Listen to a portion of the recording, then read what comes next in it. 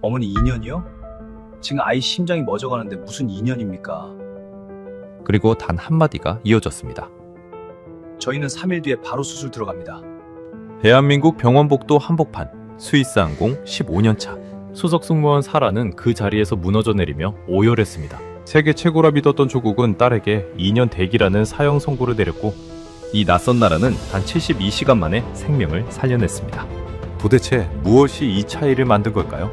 지금 그 충격적인 이야기를 시작합니다. 그 전에 잠깐 이야기를 시작하기 전에 구독과 좋아요 눌러주시면 정말 감사하겠습니다. 어디에서 듣고 계신지도 댓글에 남겨주시고 함께 해주세요. 저는 스위스 항공에서 15년째 수석 승무원으로 일하고 있는 사라 바우만입니다. 눈에 넣어도 아프지 않을 제 목숨보다 소중한 17살. 딸 안나를 홀로 키우고 있는 워킹맘이자 싱글맘이었죠. 비행기를 타고 전 세계 50개국이 넘는 곳을 누비면서도 제 마음속 깊은 곳에는 항상 흔들리지 않는 굳건한 자부심 하나가 단단하게 자리 잡고 있었습니다. 바로 제가 스위스라는 세계에서 가장 완벽하고 부유하며 안전한 나라의 국민이라는 사실이었죠. 런던의 짙은 안개, 뉴욕의 화려한 마천루, 두바이의 끝없는 황금빛 사막, 그리고 도쿄의 어지러운 네온사인까지 세상의 그 어떤 화려하고 거대한 풍경을 두 눈에 담고 돌아와도 제 가슴이 가장 편안하게 뛰는 순간은 오직 하나뿐이었습니다. 비행기가 취리히 공항 활주로에 미끄러지듯 착륙하여 비행기 문이 열리고 알프스의 서늘하고 맑은 공기가 제 뺨을 스칠 때였죠. 그럴 때면 저도 모르게 눈을 감고 깊은 숨을 들이마시며 아, 역시 우리 스위스가 최고야라는 안도감 섞인 탄성을 내뱉곤 했었습니다. 스위스는 1인당 GDP가 세계 최상위권인 압도적인 경제력을 가진 나라입니다. 단 1분의 오차도 없이 굴러가는 정교한 톱니바퀴 같은 사회 인프라, 엽서에서나 볼 법한 알프스의 경이로운 대자연, 그리고 무엇보다 세계 최고 수준이라 굳게 믿어 의심치 않았던 완벽한 복지와 의료 시스템까지 갖추고 있었죠.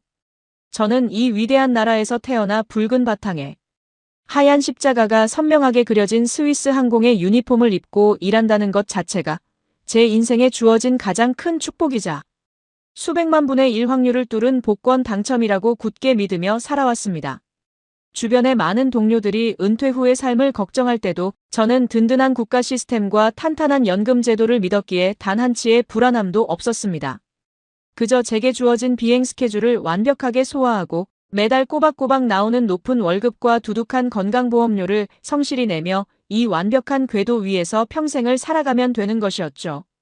특히 제 삶의 유일한 이유이자 제 심장과도 같은 딸 안나에게 이 완벽한 조국의 환경을 고스란히 물려줄 수 있다는 사실이 무엇보다 든든하고 자랑스러웠습니다. 안나의 아빠와는 아이가 겨우 2살 때 헤어졌습니다. 이혼이라는 꼬리표가 주는 상처는 제법 날카로웠지만 저는 멈춰서서 그 상처를 핥으며 울 시간조차 없었죠. 불규칙한 비행 스케줄과 밤낮이 뒤바뀌는 끔찍한 시차, 그리고 장거리 비행 후 밀려오는 극도의 피로 속에서도 저는 이를 악물고 버텼습니다. 새벽 비행을 마치고 파김치가 되어 돌아와서도 화장도 채 지우지 못한 채 안나의 따뜻한 아침을 차렸고 쏟아지는 잠을 참아가며 피곤에 찌든 몸을 이끌고 학교 학부모 행사에 단 한 번도 빠짐없이 참석했습니다. 오직 안나에게만큼은 세상에서 가장 좋은 것, 가장 안전한 것만 주고 싶다는 어미로서의 일념 하나뿐이었습니다. 안나는 제 피땀 어린 노력을 알아주듯 정말 티 없이 맑고 똑똑하게 자라주었습니다.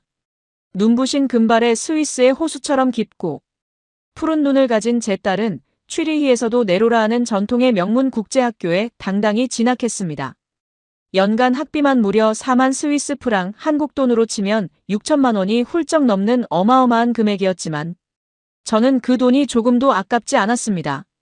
15년차 수석 승무원의 넉넉한 연봉은 오롯이 안나의 빛나는 미래를 위해 쓰였고 학교에서도 늘 최상위권 성적을 유지하며 친구들에게도 다정해 인기가 많은 안나를 볼 때면 그간의 모든 고생이 봄눈 녹듯 사라지는 것 같았죠.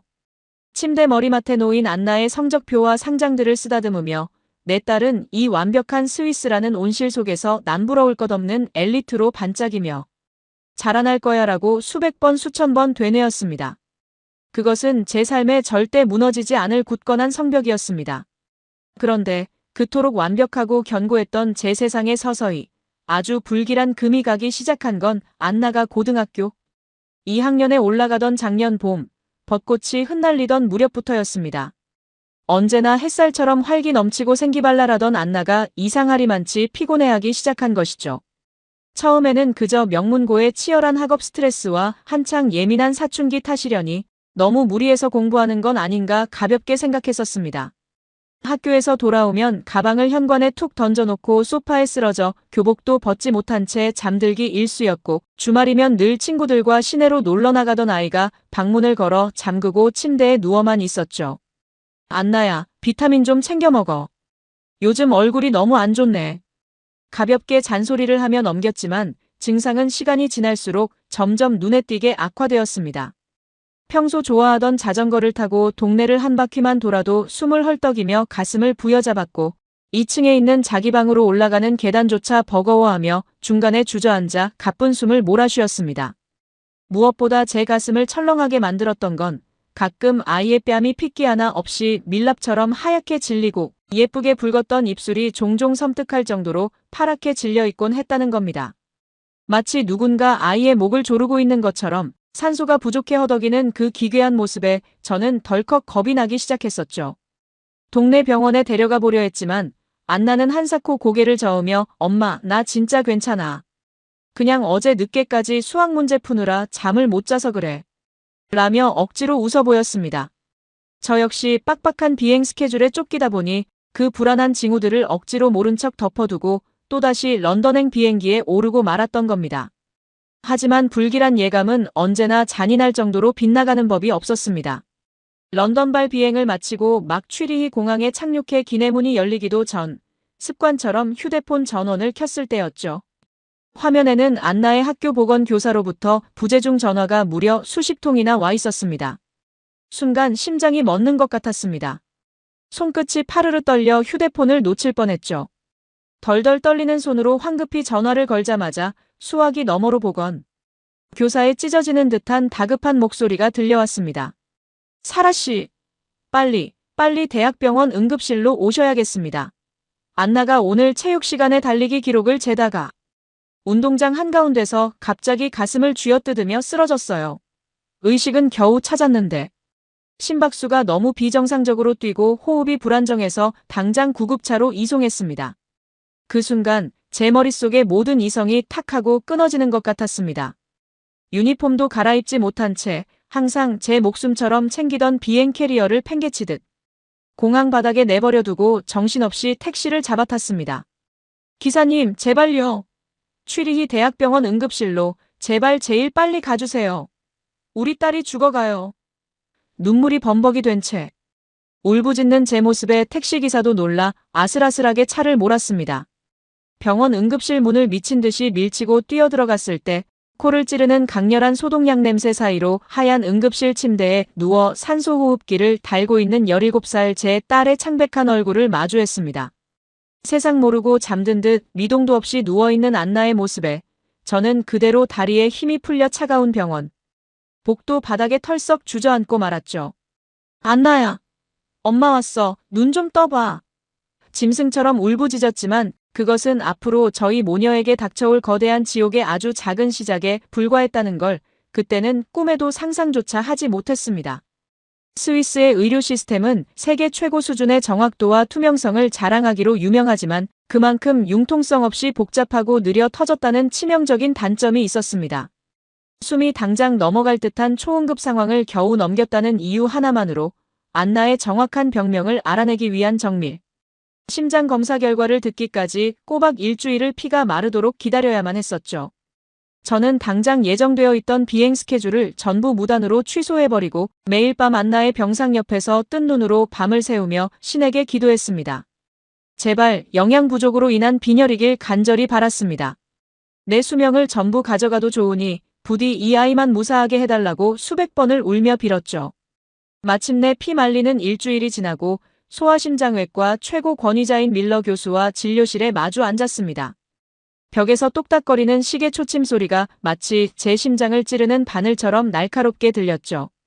백발의 노 교수는 무거운 침묵 끝에 모니터 화면에 복잡한 초음파 사진을 가리키며 제 평생의 상식을 완전히 박살내는 끔찍한 진단명을 입에 올렸습니다. 사라 씨, 마음 단단히 먹고 들으셔야겠습니다.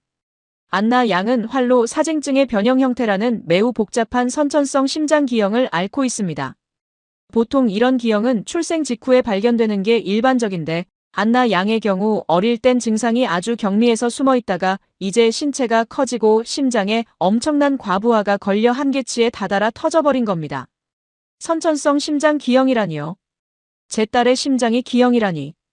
17회를 애지중지 키우면서 단 한 번도 상상조차 해보지 못한 단어의 조합에 눈앞이 새하얘지고 호흡이 가빠졌습니다.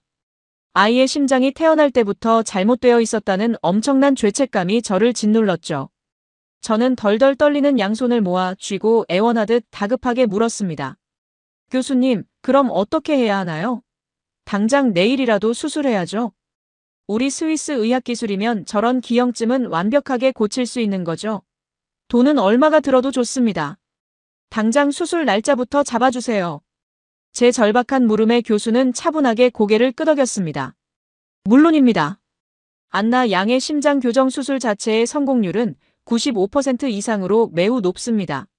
수술만 무사히 마치고 회복하면 평범한 아이들처럼 건강하게 살 수 있습니다. 그 말에 저는 참았던 숨을 토해내며 왈칵 눈물을 쏟았습니다. 그래, 성공률이 95%나 된다잖아. 역시 우리 스위스 의료기술이야. 빨리 수술만 시켜주면 우리 안나는 다시 체육 시간에 친구들과 뛸 수 있어. 저는 황급히 지갑에서 신용카드를 꺼낼 기세로 당장 오늘 밤에라도 수술 날짜를 잡아달라고 재촉했죠.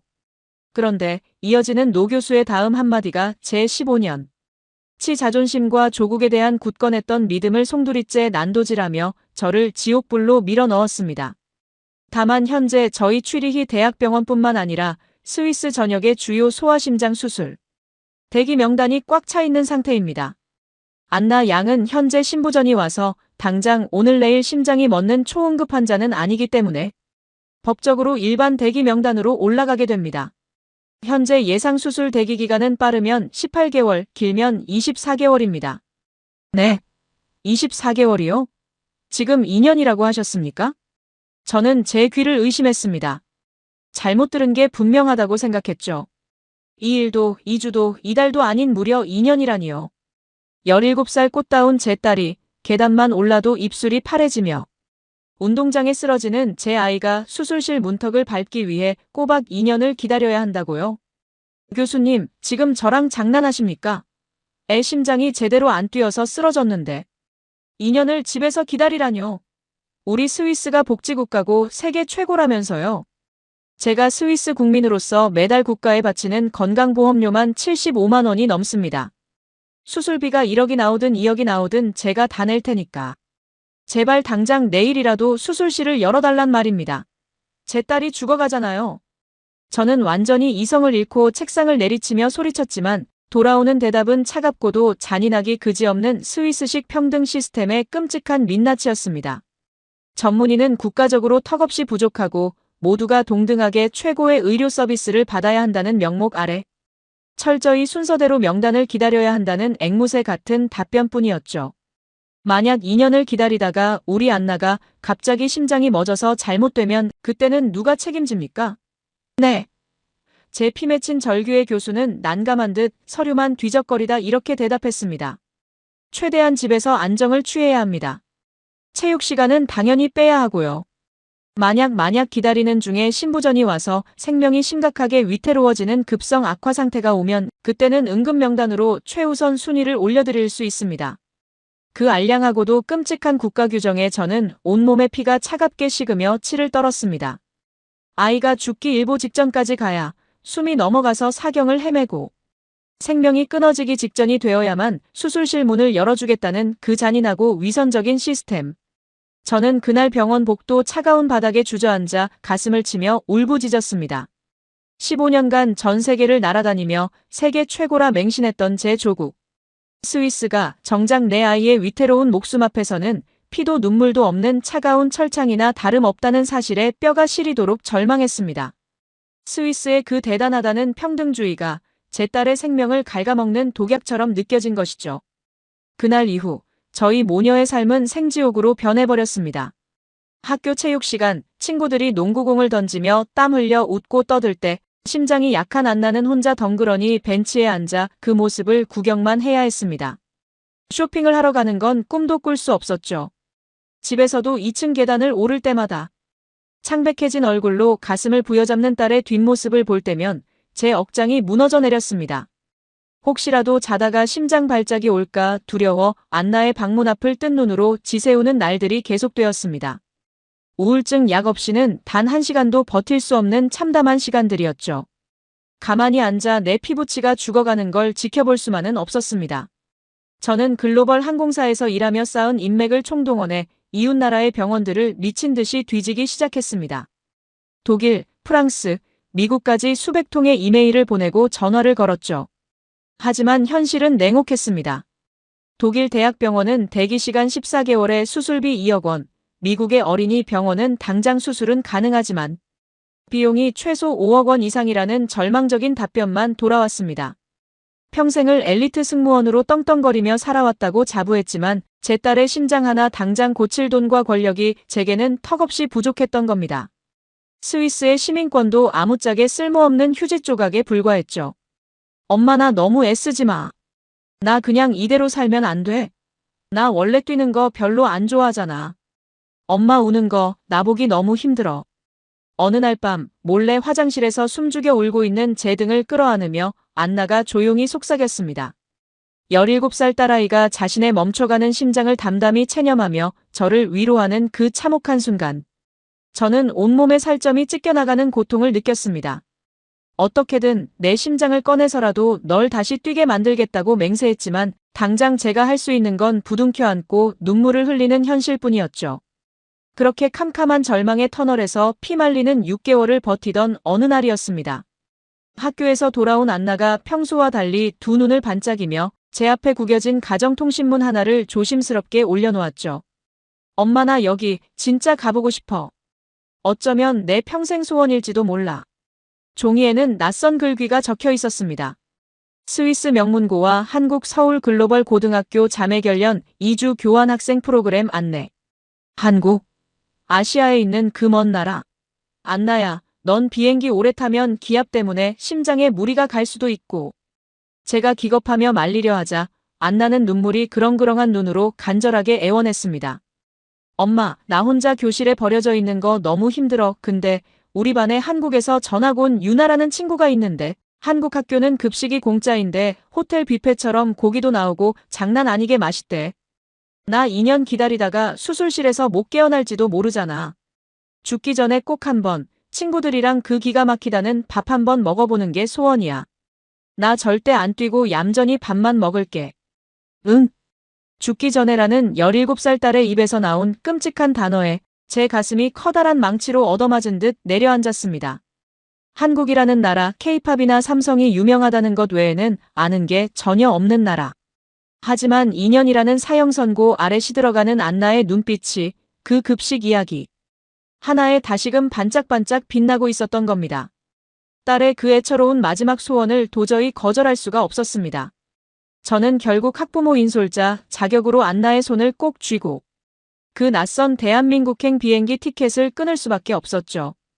비행기에 오르는 그 순간까지도 제 마음은 불안함으로 새까맣게 타들어가고 있었습니다.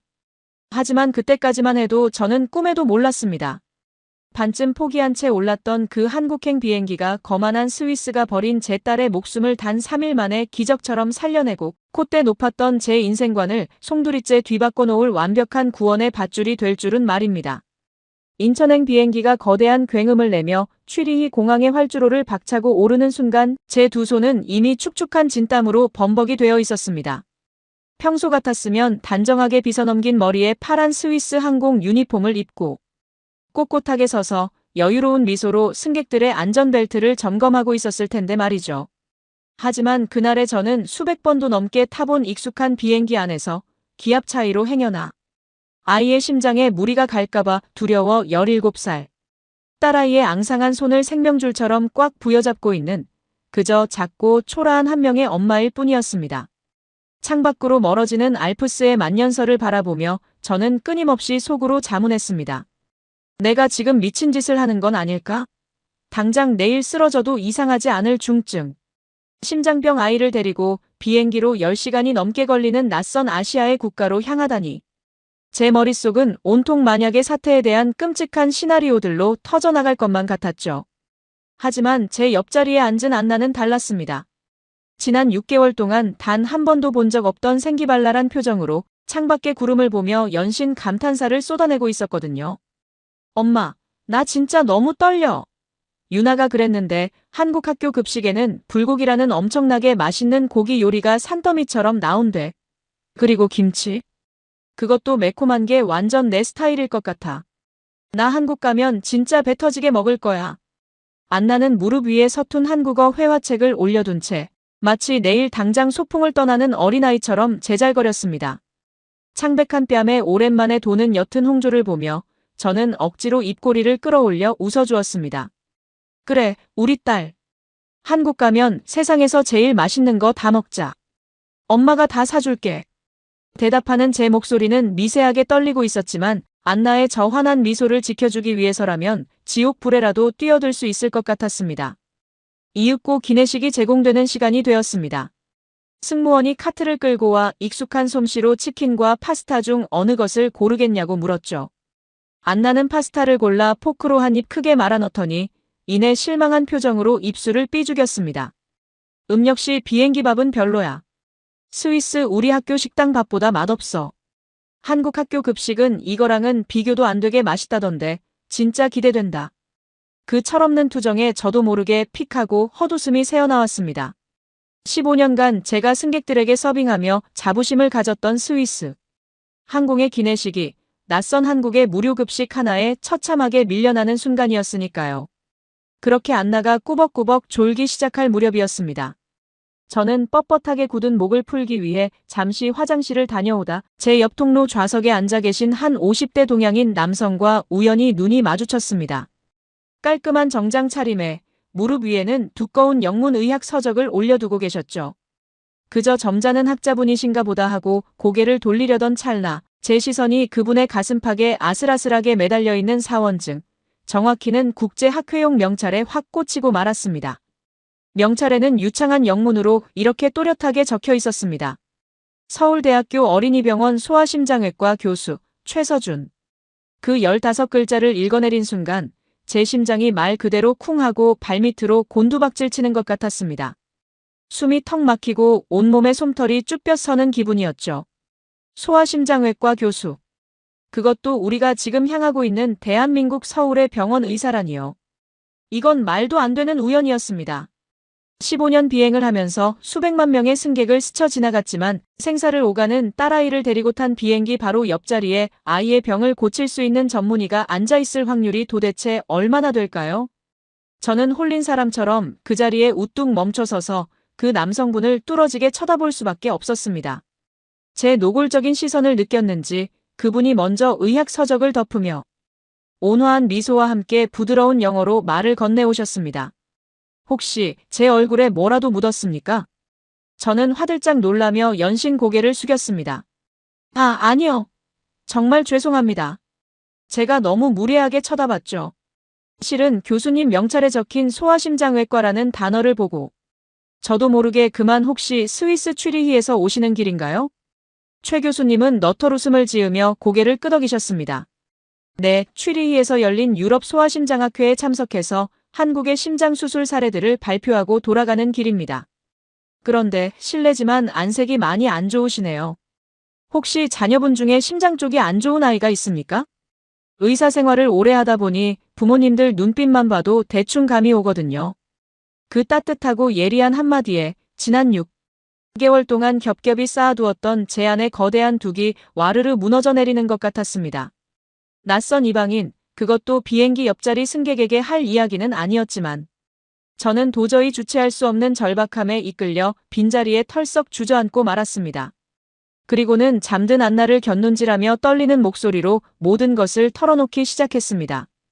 아이가 앓고 있는 활로 사징증의 변형 형태라는 병명부터 학교 운동장에서 가슴을 쥐고 쓰러졌던 일, 그리고 제 인생을 박살 내버린 스위스 의료진의 잔인한 선고까지 전부 다 말입니다. 교수님, 스위스 취리히 대학병원에서는 제 딸이 수술실에 들어가려면 최소 18개월에서 24개월, 그러니까 꼬박 2년을 기다려야 한다고 합니다.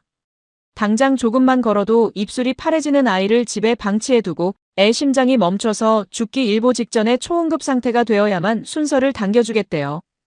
이게 도대체 말이 되는 시스템인가요? 제 딸은 2년을 버틸 수 없을지도 모르는데 저는 너무 무섭습니다. 제 이야기를 묵묵히 듣고 있던 최 교수님의 미간이 무섭게 찌푸려졌습니다. 그는 믿을 수 없다는 듯 안경을 고쳤으며 헛기침을 하셨죠. 24개월이요? 세상에 아무리 스위스가 평등을 중시하는 공공의료 시스템이라지만 심장 기형을 앓고 있는 17살 아이를 2년이나 대기시킨다는 건 한국에서는 상상조차 할 수 없는 일입니다. 그건 사실상 아이의 목숨을 운에 맡기라는 폭력이나 다름없어요. 최 교수님의 그 단호하고도 분노서린 질책에 저는 망치로 머리를 한 대 세게 얻어맞은 듯 멍해졌습니다. 한국에서는 상상조차 할 수 없는 일이라고요? 세계 최고의 선진국이라 믿어 의심치 않았던 스위스의 의료 시스템이 저 아시아에서 온 의사에게는 그저 환자를 방치하는 미개한 폭력으로 비치고 있었던 겁니다. 저는 마른 침을 꿀꺽 삼키며 덜덜 떨리는 목소리로 물었습니다. 그럼 한국에서는, 교수님 병원에서는 이런 수술을 하려면 보통 얼마나 기다려야 합니까? 한 6개월? 아니면 1년은 걸리나요? 최 교수님은 저를 똑바로 응시하며 흔들림 없는 목소리로 대답하셨습니다. 그 대답은 제 15년의 맹신을 산산조각 내기에 충분할 만큼 충격적이었습니다. 한국의 소아심장 수술 대기 시간은 케이스마다 조금씩 다르긴 하지만 보통 진단을 받고 한 달 이내면 무조건 수술대에 오릅니다. 대기 명단이라는 것 자체가 그렇게 길지 않아요. 특히 안나 양처럼 언제 신부전이 올지 모르는 불안정한 상태라면 당장 입원시켜서 검사하고 빠르면 3일에서 5일 안에도 응급수술 일정을 잡아냅니다. 우리 한국 의사들은 눈앞에서 아이 심장이 잘못되어 가는 걸 뻔히 알면서 순서 타령하며 돌려보내지 않습니다. 네, 한 달이요? 아니, 3일이라고요. 저는 비명에 가까운 헛숨을 들이켰습니다. 스위스에서 730일을 기다려야 한다던 그 절망적인 수술이 한국에서는 단 3일, 길어야 한 달이면 끝난다는 게 도저히 믿기지 않았습니다. 그게 정말 사실인가요? 아니, 어떻게 그게 가능하죠?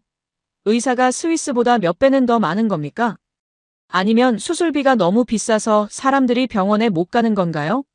저는 꼬리에 꼬리를 무는 의심을 참지 못하고 속사포처럼 질문을 쏟아냈습니다. 최 교수님은 사람 좋은 미소를 지으며 차근차근 설명을 이어가셨습니다. 의료진이 피를 말리며 밤낮 없이 일하는 것도 사실이지만 근본적으로 시스템의 속도 자체가 다릅니다. 한국의 의료 시스템은 효율성과 생명 최우선이라는 두 가지 톱니바퀴로 돌아가거든요. 엑스레이를 찍고 피검사를 하면 그날 오후에 바로 결과가 나오고 다음날 전문의가 진단을 내리며 며칠 뒤 수술실이 열립니다. 스위스처럼 검사 하나 받으려고 일주일을 기다리고 결과 듣는데 또 일주일을 허비하는 식의 탁상행정은 한국 환자들에겐 용납되지 않죠. 게다가 비용 걱정도 하실 필요가 없습니다. 비용이요? 스위스에서는 저희 같은 자국민도 보험 처리를 못 받으면 수술비만 최소 1억 2천만 원을 내야 합니다. 미국의 최고 병원들은 5억을 부르고요. 한국이 그렇게 빠르고 수술을 잘한다면 외국인인 저는 도대체 얼마를 내야 하는 겁니까? 저는 지레 겁을 먹고 주눅이 든 채 물었습니다. 속으로 최소 3억은 부르겠지라며 체념하고 있었죠. 하지만 최 교수님의 입에서 나온 숫자는 저를 또 한 번 기절초풍하게 만들었습니다. 아무리 외국인 무보험 환자라고 해도 한국의 대학병원에서 소아심장 수술을 하고 2주 정도 입원하는 데 드는 총 비용은 대략 3천만 원에서 4천만 원 선입니다. 한국 병원들은 비영리 목적으로 운영되기 때문에 미국처럼 환자의 목숨을 담보로 어마어마한 폭리를 취하지 않거든요. 성공률이요? 최근 OECD 통계를 보셨는지 모르겠지만 한국의 심장질환 수술 생존율과 성공률은 세계 1, 2위를 다툽니다. 이미 유럽이나 중동의 수많은 부호들이 자가용 비행기를 타고 한국으로 심장 수술을 받으러 오는 시대입니다. 성공률 세계 최상위권, 대기 시간은 고작 3일에서 한 달, 비용은 스위스의 3분의 1 수준. 이 모든 조건이 너무나도 완벽하고 비현실적이어서 저는 그저 입을 쩍 벌린 채 바보처럼 굳어버리고 말았습니다. 제가 지난 15년간 자부심으로 삼았던 스위스의 그 완벽한 인프라는 최소한 생사가 오가는 의료 현장에서만큼은 낡고 녹슨 고철 덩어리에 불과했다는 사실을 뼈저리게 깨닫는 순간이었습니다. 최 교수님은 양복 안주머니에서 반듯한 명함 한 장을 꺼내 제 손에 정중히 쥐어주셨습니다. 사라 씨, 아무리 교환학생 프로그램으로 오셨다고 해도 안나 양의 상태가 걱정됩니다. 만약 한국에 머무는 동안 아이가 조금이라도 이상 징후를 보인다면 밤낮 가리지 말고 이 번호로 당장 연락하십시오. 제가 책임지고 아이를 살려낼 테니까요. 명함을 꽉 쥐고 있는 제 손끝이 파르르 떨렸습니다. 서울대학교 어린이병원 소아심장외과 최서준. 그 빳빳한 종이 한 장이 마치 거친 풍랑 속에서 던져진 구명조끼처럼, 아니 하늘에서 내려온 동아줄처럼 제 가슴을 뜨겁게 달구기 시작했습니다. 어쩌면 정말 어쩌면 이 낯선 나라에서 내 딸이 살 수도 있겠다. 두려움으로 까맣게 타들어가던 제 가슴 한구석에 난생 처음으로 벅찬 희망의 불씨가 당겨지는 기분이었습니다. 10시간의 비행 끝에 마침내 인천국제공항에 비행기 바퀴가 닿았습니다. 그리고 비행기에서 내려 공항 내부로 들어선 순간 저와 안나는 동시에 탄성을 내뱉을 수밖에 없었습니다. 아시아의 작은 개발도상국일지도 모른다는 제 얄팍한 편견은 입국장 문을 넘어서자마자 산산조각이 났습니다. 취리히 공항과는 비교도 안 될 만큼 거대하고 눈부시게 번쩍이는 대리석 바닥, 스크린마다 쉴 새 없이 돌아가는 최첨단 전광판들, 그리고 수많은 인파 속에서도 먼지 하나 없이 쾌적한 공기. 유럽 공항에서 수화물을 찾기 위해 1시간씩 줄을 서서 땀을 뻘뻘 흘리던 것과 달리 한국의 입국 심사와 수화물 수령은 마치 마법처럼 빠르고 물 흐르듯 완벽하게 진행되었습니다. 엄마, 여기 진짜 짱이야. 와이파이 속도 봤어? 스위스 우리 집 인터넷보다 10배는 더 빠른 것 같아. 안나는 벌써부터 눈을 반짝이며 스마트폰 화면을 연신 스크롤하고 있었습니다. 저희 모녀를 기다리고 있던 교환학생 전용 버스에 올라타 서울 시내로 진입하는 내내 저는 창밖에서 눈을 뗄 수가 없었습니다. 끝없이 뻗어있는 아찔한 고층 빌딩, 숲과 거대한 한강의 야경, 거리를 가득 메운 화려한 네온사인과 생동감 넘치는 사람들의 활기찬 걸음걸이. 스위스의 여유롭고 고즈넉한 풍경과는 180도 다른 심장이 터질 듯한 압도적인 에너지가 이 도시 전체를 감싸고 있었습니다. 호텔방에 도착해 짐을 풀고 침대에 누운 그날 밤. 저는 지갑 깊숙한 곳에서 최 교수님의 명함을 다시 꺼내들고 가만히 쓰다듬었습니다. 한국의 압도적인 인프라를 제 두 눈으로 직접 확인하고 나니 비행기에서 교수님이 하셨던 그 기적 같은 이야기들이 100% 진실일 거라는 확신이 맹렬하게 솟구치기 시작했습니다. 다음 날이면 안나가 그토록 고대하던 한국의 명문고 서울 글로벌 고등학교를 방문하여 전설의 무상급식을 체험하는 날이었습니다. 곤히 잠든 안나의 평온한 숨소리를 들으며 저는 창밖으로 빛나는 서울의 눈부신 야경을 향해 조용히 중얼거렸습니다. 부디 이 아름답고 빛나는 나라가 내 딸의 멈춰가는 심장도 다시 눈부시게 뛰게 해주기를.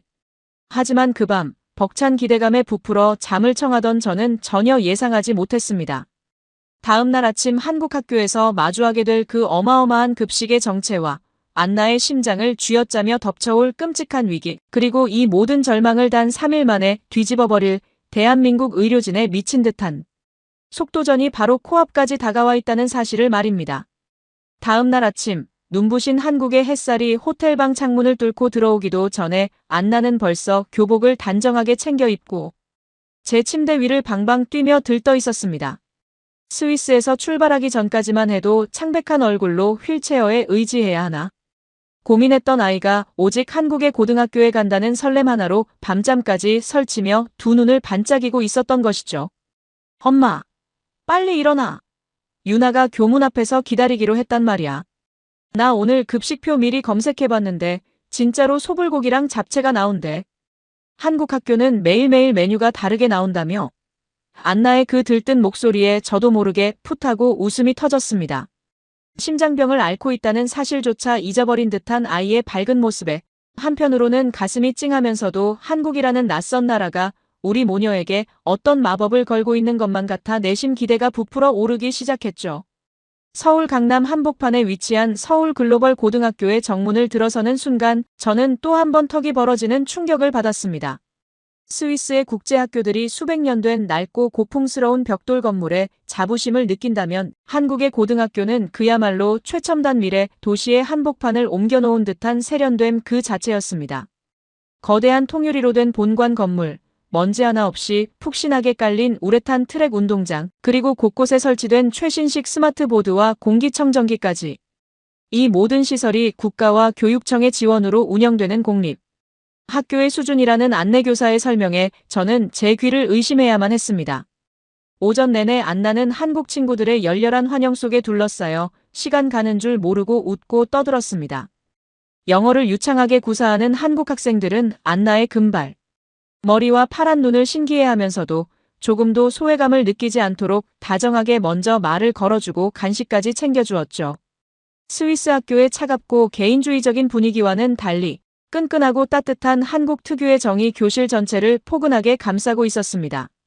안나가 칠판 앞에서 수줍게 자기소개를 하고 아이들이 박수를 치며 환호할 때 저는 교실 뒷문 창문 너머로 그 모습을 지켜보며 몰래 눈시울을 붉혔습니다. 우리 아이가 저렇게 환하게 소리내어 웃어본 게 도대체 얼마만인지 그저 이 순간이 영원히 멈췄으면 좋겠다고 간절히 바라고 또 바랐습니다. 그리고 마침내 안나가 스위스에서부터 그토록 노래를 부르던 대망의 점심시간이 되었습니다. 전교생이 줄을 지어 향하는 급식실의 규모는 웬만한 성급 호텔의 연회장을 방불케 할 정도로 거대하고 청결했습니다. 은빛으로 반짝이는 스테인리스 배식대 위로 하얀 김을 모락모락 피워 올리는 음식들이 끝도 없이 늘어서 있었죠. 하얀 위생복과 모자를 단정하게 착용한 조리사님들이 아이들에게 많이 먹고 쑥쑥 커라라며 다정하게 밥을 퍼주시는 모습은 제게 너무나도 낯설고 충격적인 광경이었습니다. 안나의 식판 위에는 윤기가 자르르 흐르는 하얀 쌀밥, 달콤한 냄새가 코를 찌르는 소불고기 산더미, 여러 가지 채소가 형형색색 어우러진 잡채, 바삭하게 튀겨진 새우튀김, 그리고 얼큰하고 시원해 보이는 된장국까지 그야말로 진수성찬이 차려졌습니다. 자리에 앉자마자 포크 대신 서툰 젓가락질로 불고기를 한 입 가득 집어넣은 안나의 두 눈이 말 그대로 집채만하게 커졌죠. 엄마, 이거 진짜 미쳤어. 입에서 고기가 그냥 살살 녹아. 스위스. 학교 식당에서 주던 퍽퍽한 감자랑 차가운 샌드위치랑은 아예 차원이 달라. 이거 진짜 매일매일 공짜로 주는 거 맞아? 안나는 볼이 터져라 음식을 씹으며 감탄사를 연발했습니다. 저 역시 조심스럽게 국물을 한 숟갈 떠먹어보고는 숟가락을 떨어뜨릴 뻔했습니다.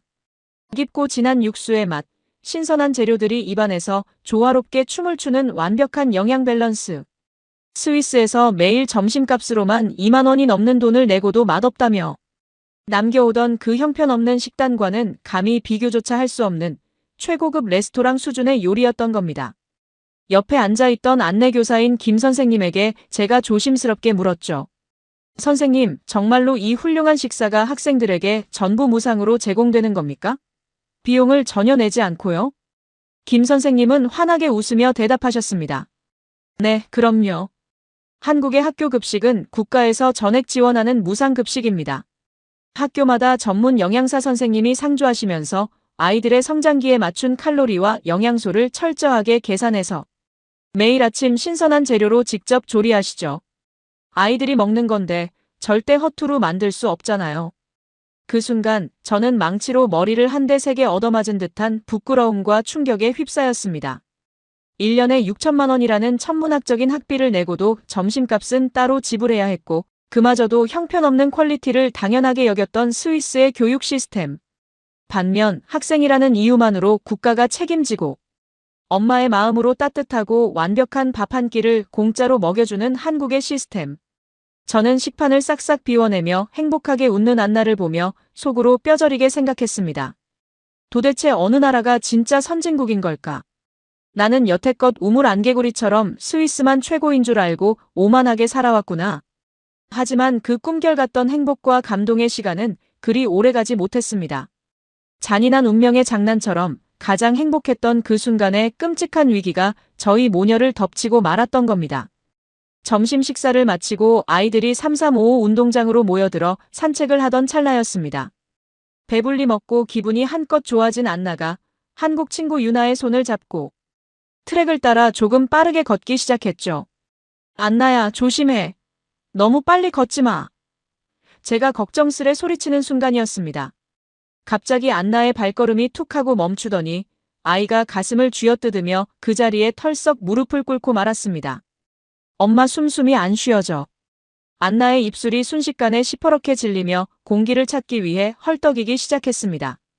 눈동자가 뒤집히고 이마에서는 식은땀이 비 오듯 쏟아졌죠. 심장병 환자에게 나타나는 가장 치명적인 증상, 산소 부족으로 인한 급성 청색증 발작이 터져버린 겁니다. 안나야, 왜 그래? 정신 차려. 저는 미친 듯이 비명을 지르며 안나에게 달려가 아이를 끌어안았습니다. 머릿속이 하얗게 비워지고 심장이 터져나갈 것 같은 공포가 덮쳐왔죠. 스위스 대학병원 교수가 말했던 생명이 위태로워지는 급성 악화가 하필이면 이 머나먼 한국 땅에서 터져버린 것입니다. 구급차. 제발 누가 앰뷸런스 좀 불러주세요. 우리 아이 심장이 멎어가요. 저는 알아듣지도 못할 스위스어를 섞어가며 짐승처럼 울부짖었습니다. 하지만 제가 패닉에 빠져 어쩔 줄 모르고 있을 때 한국 학교의 대응은 그야말로 전광석화와 같았습니다. 비명 소리를 듣자마자 보건교사가 응급키트를 들고 운동장으로 전력 질주해왔고 김 선생님은 한치의 망설임도 없이 휴대전화로 119에 전화를 걸어 정확한 환자 상태와 위치를 브리핑하고 있었습니다. 사라 씨, 진정하세요. 119 구급대가 이미 출발했습니다. 아이 기도를 확보하고 넥타이를 풀어주세요. 보건교사의 침착하고 전문적인 지시에 저는 덜덜 떨리는 손으로 안나의 교복 단추를 풀었습니다. 그리고 믿을 수 없는 일이 벌어졌죠. 구급차를 불렀다는 말이 떨어진 지 체감상 5분도 지나지 않은 것 같은데 저 멀리서 요란한 사이렌 소리가 들리더니 119 구급차가 맹렬한 속도로 교문을 통과해 운동장 한가운데로 미끄러지듯 들어온 것입니다. 스위스에서는 응급차를 부르면 기본 20분도 기다려야 했던 터라 이 미친 듯한 출동 속도에 저는 눈을 의심할 수밖에 없었습니다. 훈련된 특수부대 요원들처럼 신속하게 구급대원들이 뛰어내려 안나에게 산소호흡기를 씌우고 들것에 싣기 시작했습니다. 저는 다급히 지갑을 뒤져구겨진 명함 한 장을 구급대원의 손에 쥐어주며 울먹였습니다. 여기로 가주세요. 서울대학교 어린이병원 소아심장외과 최서준 교수님. 비행기에서 이분이 제 딸이 위급하면 언제든 당신 병원으로 오라고 하셨어요. 한국의 구급대원은 명함을 쓱 확인하더니 무전기에 대고 다급하게 외쳤습니다. 서울대 소아응급실로 환자 이송합니다. 바이탈 사인 불안정, 청색증. 동반된 선천성 심장 기형 환자. 최서준 교수님 콜 넣어주세요. 구급차는 요란한 사이렌을 울리며 꽉 막힌 서울 도심을 모세의 기적처럼 가르고 나아갔습니다. 한국의 운전자들이 구급차를 위해 약속이나 한 듯 양옆으로 길을 터주는 성숙한 시민의식에 저는 또 한 번 경악했죠. 병원 응급실에 도착하자마자 거대한 문이 열리며 이미 대기하고 있던 의료진들이 안나의 들것을 에워싸고 처치실로 빨려 들어가듯 사라졌습니다. 그리고 그 혼비백산한 응급실 복도 끝에서 수술복 위에 하얀 가운을 펄럭이며 최서준 교수님이 땀을 뻘뻘 흘리며 뛰어오시는 모습이 보였습니다. 사라 씨, 괜찮습니다. 늦지 않았어요. 제가 살릴 겁니다. 그 단호하고도 든든한 한마디에 저는 굳게 닫혀있던 응급실 문턱에 주저앉아 엉엉 소리내어 울어버리고 말았습니다. 타국에서 아이를 잃을지도 모른다는 극도의 공포감이 저 의사 선생님의 존재 하나로 순식간에 눈 녹듯 사라지는 기분이었죠. 하지만 진정한 충격은 그 다음부터 시작이었습니다. 스위스에서는 아이가 쓰러져도 응급처치만 끝내면 엑스레이를 찍는데 며칠, 심장 초음파를 예약하는데 또 며칠, 피검사 결과를 듣는데 일주일이 걸리는 미치도록 느린 절차를 밟아야만 했습니다. 그런데 한국의 대학병원은 달랐습니다.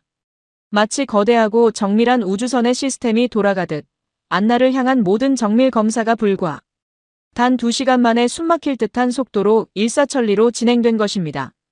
영어를 유창하게 구사하는 한국의 간호사들은 불안에 떠는 저와 안나의 손을 번갈아 잡아주며 어머니, 너무 걱정하지 마세요. 지금 심장 초음파 들어가고 곧바로 MRI 촬영 후 혈액 검사 결과까지 한 번에 취합해서 교수님께서 브리핑해 주실 겁니다라며 저를 안심시켰습니다. 엑스레이, 심전도, 정밀 초음파, 뇌혈류 검사까지 수많은 최첨단 의료기기들이 안나의 몸을 훑고 지나가는데 지체되는 시간은 단 1초도 없었죠. 스위스라면 최소 2주는 좋게 걸렸을 이 엄청난 검사 일정이 단 2시간 만에 끝나버렸다는 사실에 저는 제가 지금 꿈을 꾸고 있는 건 아닌지 제 볼을 꼬집어 볼 정도였습니다. 이른바 한국인들의 빨리빨리 문화가 생명을 다루는 의료 현장에 접목되었을 때 얼마나 위대하고 경이로운 기적을 만들어내는지를 두 눈으로 똑똑히 목격하는 순간이었습니다. 오후 4시 굳게 닫혀있던 최서준 교수님의 진료실 문이 열리고 제가 안으로 불려 들어갔습니다.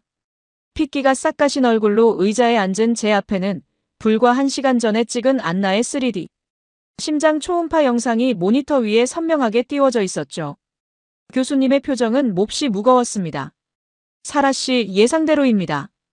아이 심장에 걸려있던 과부하가 오늘 한계치를 넘어서며 급성 신부전 초기 증세가 왔습니다. 스위스에서 진단받았던 6개월 전보다 우심실 비대증이 훨씬 더 심각하게 진행되었어요. 이대로라면 스위스로 돌아가는 비행기를 타는 것조차 아이 목숨을 내놓는 짓입니다. 그 말씀에 저는 숨이 턱 막히며 두 손으로 얼굴을 감싸쥐었습니다. 결국 올 것이 오고야 말았구나. 스위스 병원에서 2년을 기다리라고 방치했던 그 시간 동안 내 딸의 심장은 이미 돌이킬 수 없을 만큼 망가져버렸구나.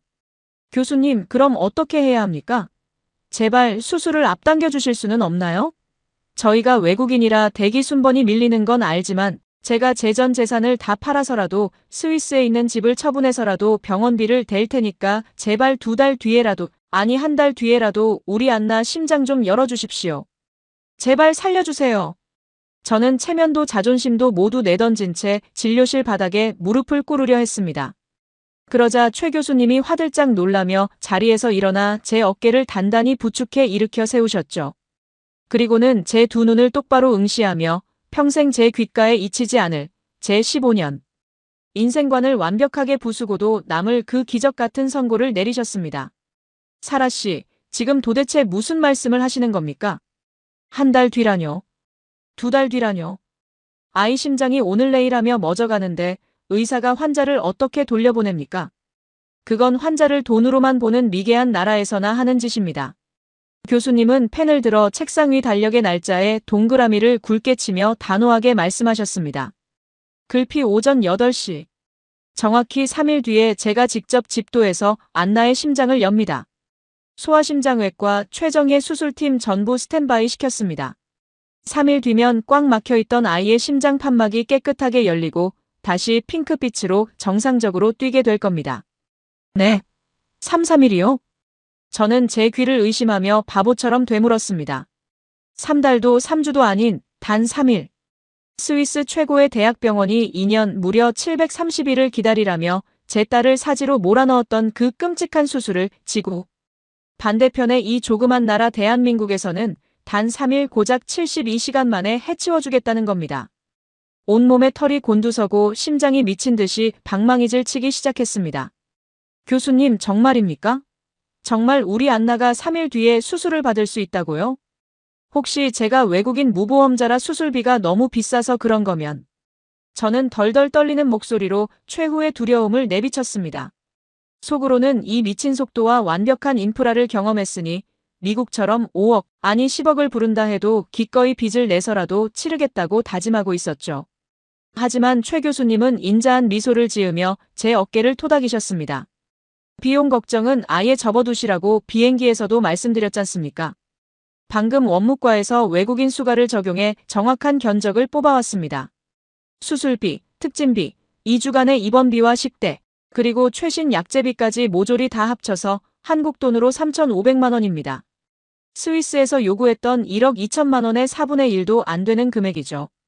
이곳 한국에서는 돈이 없다고 혹은 순번이 밀렸다고 아이가 심장병으로 죽어가는 꼴을 절대 용납하지 않는 나라입니다. 그 순간이었습니다. 제 안에서 지난 15년 동안 스위스 항공 유니폼을 입으며 겹겹이 쌓아 올렸던 헛된 자부심, 국가에 대한 맹신, 그리고 딸아이를 잃을지도 모른다는 극도의 공포와 억울함이 한데 뒤엉켜 거대한 폭발을 일으켰습니다. 저는 진료실 바닥에 털썩 주저앉아 두 손으로 얼굴을 가린 채 짐승처럼 오열하기 시작했습니다. 저는 말로 형용할 수 없는 비명을 내지르며 오열했습니다. 그것은 단순히 병원비가 싸서 흘리는 눈물이 아니었습니다.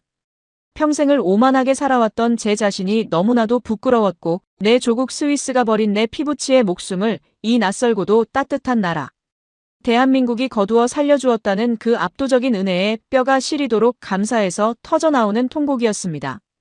730일의 절망을 단 72시간의 기적으로 바꿔버린 나라. 천문학적인 병원비로 환자의 목숨을 저울질하지 않고 최첨단 의술과 경이로운 속도로 죽어가는 아이를 지체 없이 수술대로 올리는 위대한 나라 대한민국. 저는 숨이 넘어갈 듯 꺽꺽대며 흐르는 눈물을 주체하지 못한 채 연신 바닥에 머리를 조아렸습니다. 감사합니다. 정말 감사합니다. 교수님. 은혜. 이 은혜 평생 잊지 않겠습니다. 대한민국이 내 딸을 살렸어. 병원 복도 끝까지 메아리치는 제 절절한 오열 속에서 저는 뼛속 깊이 깨닫고 있었습니다. 세계 최고라 믿었던 스위스라는 거대한 환상이 완전히 박살나고 제 남은 인생의 모든 방향표가 지금 제가 발을 딛고 있는 이 위대하고도 따뜻한 땅, 대한민국을 향해 맹렬하게 요동치며 돌아서고 있다는 사실을 말입니다. 단 3일. 네, 제 딸의 멈춰가던 심장을 다시 힘차게 뛰게 만들기 위해 이 위대한 나라, 대한민국의 병원이 필요로 했던 시간은 고작 72시간이었습니다. 스위스의 그 콧대 높은 대학병원에서 꼬박 2년 무려 730일을 집구석에 박혀 죽음의 공포에 떨며 기다리라고 했던 그 절망적인 수술이 한국에서는 제가 최서준 교수님의 진료실에서 오열하며 무너져 내린 지 단 3일 만에 일사천리로 준비되었던 것입니다. 수술 당일 아침 서울대학교 어린이병원 수술실 앞 대기 의자에 앉아있던 제 두 손은 땀으로 흠뻑 젖어 덜덜 떨리고 있었습니다. 수술실로 들어가기 전 훌쩍 커버린 17살 딸아이가 제 품에 안기며 엄마 나 하나도 안 무서워. 한국 의사 선생님들이 푹 자고 일어나면 이제 마음껏 뛸 수 있게 해준댔어. 그러니까 엄마도 울지 마. 라며 오히려 저를 위로했었죠. 굳게 닫힌 차가운 철문 위로 수술 중이라는 빨간 불빛이 켜졌을 때 저는 십자가를 꽉 쥐고 복도 바닥에 엎드려 끊임없이 기도했습니다. 스위스에서 2억 마일리 떨어진 아시아의 낯선 땅에서 제 인생의 전부인 아이의 심장을 열고 생사를 오가는 그 4시간은 마치 40년처럼 길고 끔찍하게 느껴졌습니다. 얼마나 지났을까요? 마침내 수술실의 무거운 문이 열리고 초록색 수술복이 온통 땀으로 흠뻑 젖은 최서준 교수님이 마스크를 벗으며 걸어 나오셨습니다. 저는 용수철처럼 튀어올라 교수님 앞으로 달려갔지만 차마 결과가 두려워 입조차 떼지 못한 채 사시나무 떨듯 떨고만 있었죠. 그런 제 두 어깨를 꽉 쥐며 교수님이 환하고 따뜻한 미소를 지어 보이셨습니다. 사라 씨, 수술 완벽하게 끝났습니다. 막혀있던 판막을 깨끗하게 넓혀주었고 비정상적이던 혈류도 제자리를 찾았습니다. 심장이 아주 예쁘고 힘차게 정상적으로 잘 뛰고 있어요. 이제 안나는 평범한 또래 아이들처럼 숨차지 않고 마음껏 달릴 수 있을 겁니다. 그 한마디에 저는 팽팽하게 당겨져 있던 온몸의 긴장이 탁 풀리며 그대로 병원 복도 바닥에 주저앉아 엉엉 소리내어 울어버렸습니다. 감사합니다. 정말 감사합니다. 교수님, 제 딸을, 제 세상을 살려주셔서 감사합니다. 짐승 같은 제 오열에 지나가던 간호사분들이 다가와 제 등을 따뜻하게 쓸어내려 주셨죠. 그분들의 손길 하나하나에서 저는 15년간 스위스에서 단 한 번도 느껴보지 못했던 사람과 사람 사이의 진한 온기를 온몸으로 느끼고 있었습니다. 마취에서 깨어난 안나를 중환자실을 거쳐 일반 병실에서 처음 마주했을 때 저는 또 한 번 벅찬 눈물을 쏟아내야만 했습니다. 항상 산소가 부족해 파랗게 죽어있던 아이의 입술이 세상에서 가장 아름다운 연분홍빛, 핑크빛으로 생기 있게 물들어 있었기 때문입니다. 창백했던 뺨에는 따뜻한 혈색이 돌았고 침대 옆 모니터에 표시되는 안나의 심장. 박동 그래프는 그 어느 때보다 규칙적이고 아름다운 곡선을 그리며 뛰고 있었습니다. 엄마 나 숨 쉬는 게 엄청 편해. 가슴이 하나도 안 답답해. 안나가 희미하게 웃으며 제 손을 꽉 쥐었을 때 저는 아이의 손등에 수없이 입을 맞추며 가슴을 쓸어내렸습니다. 스위스에서 그토록 맹신했던 의료 시스템이 이 아이를 2년이나 방치하며 서서히 죽어가게 만들었다는 사실에 다시금 소름이 끼쳤고 단 며칠 만에 이 아이를 완벽하게 고쳐놓은 한국의 경이로운 의술 앞에 저는 뼛속 깊은 경외심을 느꼈습니다. 그리고 수술 다음 날 병실에서 저희 모녀를 또 한 번 경악하게 만든 사건이 벌어졌습니다. 간호사님이 점심 식사가 담긴 식판을 들고 들어오셨을 때였죠. 병원 밥이라고 하면 을의 밍밍한 수프나 퍽퍽한 빵 조각을 떠올렸던 제 상식은 식판 뚜껑이 열리는 순간 또 한 번 무참히 깨져버렸습니다. 식판 위에는 진하게 우려낸 소고기 미역국, 입에서 살살 녹는 부드러운 장조림, 삼삼하게 무쳐낸 시금치 나물, 그리고 소화가 잘 되도록 정성껏 끓인 잣죽이 정갈하게 담겨 있었거든요. 어머, 세상에 이게 진짜 환자식이라고요? 제가 눈을 동그랗게 뜨고 묻자 간호사님은 다정하게 웃으며 대답하셨습니다. 그럼요, 큰 수술을 이겨낸 아이인데 든든하게 먹여야죠. 한국에서는 피를 맑게 하고 기력을 보충할 때 꼭 이 미역국을 먹이거든요. 안나 입맛에 맞을지 모르겠네요. 안나는 숟가락으로 국물을 한 입 떠먹어 보더니 수술 부위가 아픈 것도 잊은 채 눈을 번쩍 떴습니다. 엄마, 이거 진짜 맛있어. 나 배고팠는데 한국은 어떻게 병원 밥까지 이렇게 맛있을 수가 있어? 아이가 그릇 바닥까지 싹싹 긁어비우는 모습을 보며 저는 벅차오르는 감동을 주체할 수가 없었습니다. 아픈 환자에게 단순히 영양소만 주입하는 서양의 건조한 방식이 아니라 따뜻한 밥 한 끼로 마음의 병까지 어루만져 주려는 한국 특유의 음식 문화. 그 깊고 진한 배려심이 낯선 이방인인 저희 모녀의 얼어붙은 마음을 녹여내고 있었던 겁니다. 감동은 거기서 끝이 아니었습니다. 입원 3일차가 되던 날 오후 병실 문이 조심스럽게 열리더니 교복을 입은 아이들이 우르르 몰려들어온 것이었죠. 바로 안나가 쓰러졌던 날 함께 있었던 서울 글로벌 고등학교의 한국 친구들이었습니다. 아이들의 손에는 예쁘게 포장된 과일 바구니와 함께 반 친구들 전체가 빼곡하게 적어내려간 커다란 롤링페이퍼가 쥐어져 있었습니다. 안나야, 수술 잘 끝났다며? 진짜 다행이다. 엄청 걱정했어. 이거 우리 반 애들이 다 같이 쓴 편지야. 빨리 나와서 우리랑 같이 맛있는 급식 또 먹자. 서툰 영어와 한국어를 섞어가며 안나의 손을 꼭 잡아주는 한국 아이들의 모습에 안나는 결국 참았던 울음을 터뜨리고 말았습니다. 스위스 학교에서는 체육 시간마다 벤치에 혼자 앉아 있어도 누구 하나 선뜻 다가와 주지 않았고 그저 아픈 아이로 철저히 소외당해야만 했었죠. 그런데 이 머나먼 한국 땅에서 만난 친구들은 고작 하루를 함께 보냈을 뿐인데도 안나를 진정한 친구로 대하며 먼 병원까지 찾아와 눈물을 글썽여주고 있었던 겁니다. 엄마 나 너무 행복해.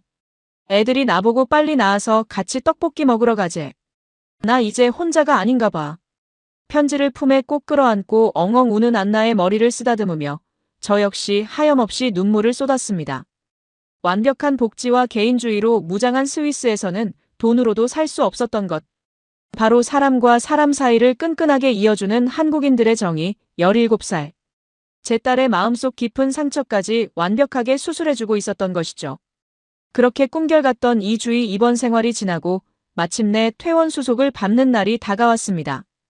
원무과 창구 앞에 선 저는 심호흡을 크게 한번 내쉬었습니다. 아무리 최서준 교수님이 3,500만 원 선일 거라고 안심시켜 주셨어도 서양의 병원 시스템에 익숙한 제게는 혹시 숨겨진 청구 비용이 더 붙어서 1억이 넘게 나오면 어떡하지 하는 일말의 불안감이 남아 있었거든요. 외국인이라는 이유로 바가지를 씌우는 나라도 수없이 봐왔으니까요. 원무과 직원이 밝은 미소와 함께 길다란 영수증을 출력해 제게 건네주었습니다. 저는 떨리는 손으로 영수증의 맨 아래 찍힌 환자 부담 총액을 확인했습니다.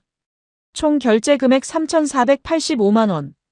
제 두 눈을 씻고 다시 봐도 0이 하나 빠진 게 아닐까 의심해봐도 정확히 3,485만 원이었습니다.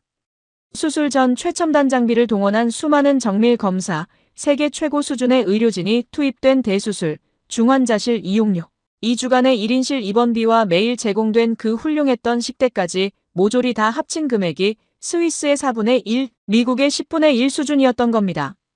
이게 정말 전부인가요? 추가로 내야 할 돈이 더 없는 게 확실합니까? 제가 믿기지 않아 되묻자 직원은 친절하게 웃으며 대답하셨습니다. 네, 어머니. 모든 비용이 투명하게 포함된 최종 금액입니다. 안나가 건강하게 퇴원하게 되어 저희도 너무 기쁘네요. 먼 길 조심히 돌아가시고 앞으로는 아이와 행복한 일만 가득하시길 바랄게요.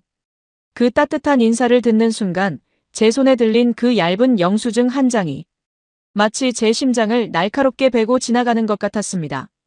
지난 15년 동안 저는 제가 스위스 국민이라는 이유 하나만으로 아시아의 수많은 나라들을 마음속으로 은근히 얕보며 오만하게 살아왔습니다. 하지만 진정한 선진국이란 1인당 GDP 숫자가 높은 나라가 아니었습니다. 돈이 있건 없건 자국민이건 외국인이건 상관없이 죽어가는 생명을 살리기 위해 국가의 모든 시스템이 전광석화처럼 움직여주는 나라. 사람의 목숨을 담보로 끔찍한 장사를 하지 않는 나라. 그리고 퇴원하는 이방인의 등 뒤로 진심 어린 축복을 건네주는 따뜻한 사람들이 있는 이 대한민국이야말로 제가 우러러봐야 할 진짜 위대한 선진국이었던 겁니다. 저는 원무과 창고에 기대어 영수증을 가슴에 품고 수치심과 감사함이 뒤섞인 뜨거운 눈물을 하염없이 흘려야만 했습니다. 퇴원 후 저희 모녀는 스위스로 돌아가는 비행기를 타기 위해 짐을 정리하러 강남의 호텔로 돌아왔습니다. 열려있는 캐리어 안에 스위스로 가져갈 짐들을 챙겨넣고 있던 저는 침대 위에 멍하니 앉아있는 안나의 표정이 심상치 않다는 걸 깨달았죠. 평소 같았으면 집으로 돌아간다는 사실에 기뻐해야 할 아이가 금방이라도 눈물을 쏟을 것처럼 입술을 꽉 깨물고 있었거든요. 안나야, 왜 그래? 어디 아파? 숨쉬기 힘들어? 제가 놀라 다가가자 안나는 갑자기 제 허리를 와락 끌어안으며 엉엉 소리내어 울기 시작했습니다. 엄마 나 스위스 안 돌아갈래. 나 그냥 여기 한국에서 살면 안 돼. 안나야, 갑자기 그게 무슨 소리야? 우리 집은 스위스에 있잖아. 제가 당황해서 아이를 달래려 했지만 안나의 고집은 완강했습니다. 싫어. 스위스로 돌아가면 또 차가운 병원 복도에서 의사 선생님 얼굴도 못 보고 쫓겨날 거잖아. 나 거기서 2년 동안 죽을 날만 기다리면서 매일매일 지옥 같았어. 근데 한국은 달라. 여기 의사 선생님들은 나 살려주겠다고 밤새 뛰어다니셨고 간호사 언니들은 매일 내 머리 따아주면서 웃어줬어. 학교 친구들은 나 아프다고 편지까지 써서 와줬단 말이야. 급식도 세상에서 제일 맛있고. 나 진짜로 이 따뜻한 나라에서 살고 싶어. 응. 제발 엄마. 절규하듯 쏟아내는 안나의 진심에 저는 머리를 한 대 세게 얻어맞은 듯 멍해졌습니다. 아이의 말이 100번, 1000번 맞았으니까요. 스위스는 우리에게 차가운 숫자와 절망만을 주었지만 대한민국은 제 딸에게 새로운 심장과 뜨거운 눈물, 그리고 살아갈 희망을 주었습니다. 저는 고개를 돌려 옷장 한 구석에 반듯하게 걸려있는 파란색 스위스 항공 유니폼을 바라보았습니다. 지난 15년간 제 젊음과 청춘을 바쳤고 제 알량한 자부심을 지탱해 주었던 그 훈장 같던 옷. 하지만 저는 더 이상 주저하지 않았습니다.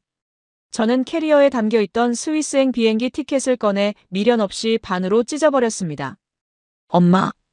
눈이 휘둥그레진 안나를 향해 저는 활짝 웃으며 아이를 꽉 끌어안았습니다. 그래, 우리 딸. 안 돌아가. 안 돌아갈 거야. 그 잘난 스위스. 엄마도 이제 지긋지긋해. 내 생명을 살려준 이 은인의 나라에서 우리 두 사람 보란듯이 새로 시작하자. 내가 먹고 싶어하는 그 맛있는 한국 급식, 엄마가 고등학교 졸업할 때까지 매일매일 먹게 해줄게. 제 결연한 대답에 안나는 엄마, 진짜지? 진짜 우리 한국에서 사는 거지? 라며 제 목을 끌어안고 방방 뛰며 기뻐했습니다. 저는 안나의 정수리에 입을 맞추며 두 주먹을 불끈 쥐었죠. 저는 곧바로 15년간 몸담았던 스위스 항공에 사직서를 제출했습니다. 수석 승무원이라는 화려한 타이틀도 넉넉했던 연금도 제 딸의 웃음 앞에서는 아무런 미련이 남지 않았습니다. 대신 저는 글로벌 항공사에서 일했던 경력과 4개 국어 능력을 살려 대한민국의 국적기인 대한항공의 외국인 전문 승무원 채용에 당당히 이력서를 냈습니다. 면접관 앞에서 내 딸의 목숨을 살려준 이 위대한 조국, 대한민국을 위해 남은 평생을 하늘에서 봉사하고 싶습니다라고 말하며 눈물을 훔치던 그날을 저는 평생 잊지 못할 겁니다. 지금 저희 모녀는 붉은색과 푸른색의 태극 무늬가 선명한 대한민국의 품에 완벽하게 안착했습니다. 저는 대한항공의 유니폼을 입고 전 세계를 누비며 한국의 위대함을 알리고 있고 안나는 서울 글로벌 고등학교로 정식 전학을 와서 매일 아침 엄마. 오늘 급식은 제육볶음이래. 라고 소리치며 누구보다 힘차게 학교를 향해 달려가고 있습니다. 체육 시간에 친구들과 운동장을 전력 질주하며 까르르 웃는 딸아이의 핑크빛 입술을 볼 때마다 저는 매일 밤 서울의 밤하늘을 향해 고개 숙여 감사 기도를 올립니다. 오만했던 스위스 가족을 오열하게 만들고 730일의 절망을 단 72시간의 기적으로 바꿔버린 나라. 천문학적인 돈보다 사람의 목숨을 먼저 생각하고 차가운 시스템보다 따뜻한 밥 한 끼의 정을 나눌 줄 아는 세상에서 가장 위대한 나라. 저희 모녀에게 제2의 삶을 선물해준 대한민국과 이 찬란한 나라를 피땀 흘려 일궈오신 수많은 분께 이 자리를 빌려 제 모든 뼈를 깎는 진심을 담아 감사의 인사를 전하고 싶습니다. 사랑합니다, 대한민국. 감사합니다. 여러분, 오늘 들려드린 스위스 항공 수석 승무원 사라 씨와 딸 안나 양의 기적 같은 이야기 어떻게 들으셨나요? 세상에서 가장 완벽한 복지국가라며 콧대 높던 스위스. 하지만 정작 자국민의 어린 딸이 심장병으로 죽어가는 그 위급한 순간에 그 잘난 시스템은 평등이라는 차가운 핑계 뒤에 숨어 무려 2년이라는 잔인한 사형 선고를 내렸습니다. 730일이라는 피말리는 절망의 시간. 엄마인 사라 씨가 느꼈을 그 참담한 무력감과 뼈가 시리는 고통이 얼마나 깊었을지 감히 상상조차 되지 않습니다.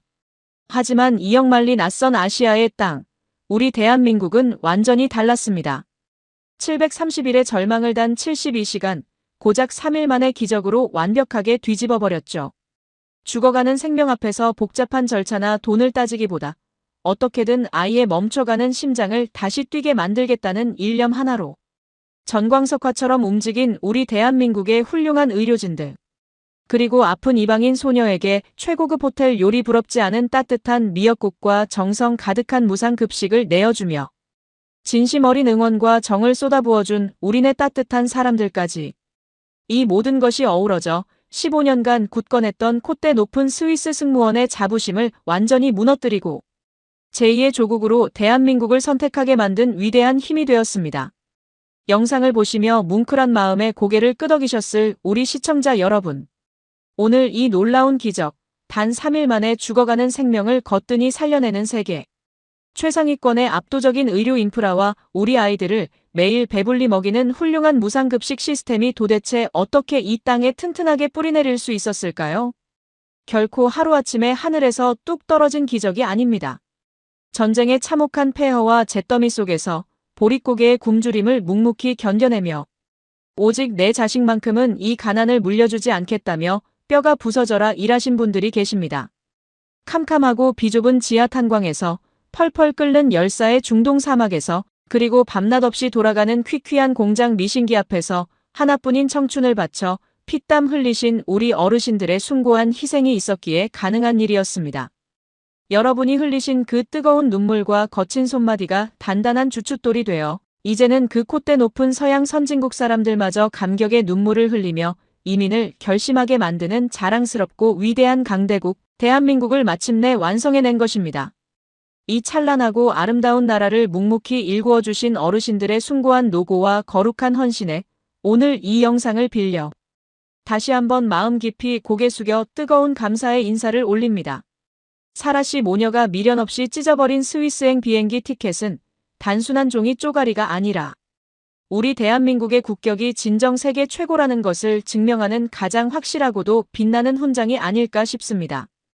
지금 이 순간에도 서울의 어느 고등학교 운동장에서 한국 친구들과 함께 땀 흘리며 떡볶이를 먹으러 힘차게 달려갈 안나 양의 두 번째 인생을 진심으로 응원하게 됩니다.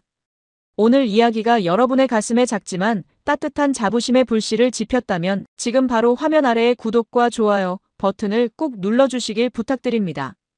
여러분이 보내주시는 따뜻한 클릭 한 번, 그리고 댓글로 남겨주시는 다정한 응원 한마디가 이 채널을 든든하게 지탱하고 더 가슴 벅찬 사연을 발굴해내는 가장 거대한 원동력이 됩니다. 우리 대한민국이 얼마나 살기 좋고 위대한 나라인지 여러분의 댓글로 마음껏 자랑해주시고 삶의 지혜를 다정하게 나눠주십시오. 언제나 제 영상의 끝을 함께해주시는 소중한 여러분. 여러분이 걸어오신 그 가시밭길 같은 험난한 발자취가 있었기에 오늘날 대한민국의 눈부신 영광과 기적이 존재할 수 있습니다. 당신은 이 위대한 나라의 살아있는 숨결이자 역사이며 우리 모두의 영원한 자랑입니다. 오늘 하루도 각자의 자리에서 정말 고생 많으셨습니다. 감사합니다.